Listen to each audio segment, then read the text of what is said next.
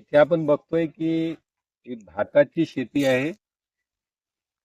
भाताच्या शेतीमध्ये बांधावर सर्वसाधारणपणे भंडारा जिल्ह्यातील शेतकरी हा तूर या पिकाची लागवड करतो.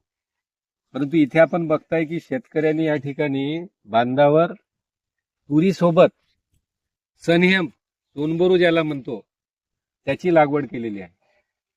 आपण दिवसेंदिवस बघतोय की जमिनीमधली सुपीकता जमिनीची कमी होत चाललेली आहे. म्हणजे त्याला आपण कार्बन कंटेंट ऑफ सॉइल जे म्हणतो आपण, आणि ते निरंतरपणे शेतीला कायमस्वरूपी मिळावं याच्याकरता सस्टेनेबल रिसोर्स जर कोणता असेल तर कमी खर्चाचा, म्हणजे शेतकऱ्यांनी जर बांधावर असो किंवा जमिनीमध्ये सलग जमिनीमध्ये जर सोनबोरोचं बियाणं तयार केलं, याचं आपण उदाहरण बघताय की भात शेतीच्या बांधावर शेतकऱ्यांनी जेव्हा माहे जून जुलै महिन्यामध्ये जेव्हा आपण बांधावर तुरी लागवड करतो त्याच वेळेस या ठिकाणी सोनबोरीच्या बियाण्याची लागवड केलेली आहे.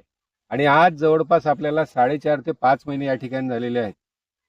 या ठिकाणी बघतो की हे पीक परिपक्व होण्याच्या अवस्थेत आहे. बियाणं आपण बघतो या ठिकाणी की हे परिपक्व व्हायला लागलेलं आहे. हे बघा आपण या ठिकाणी.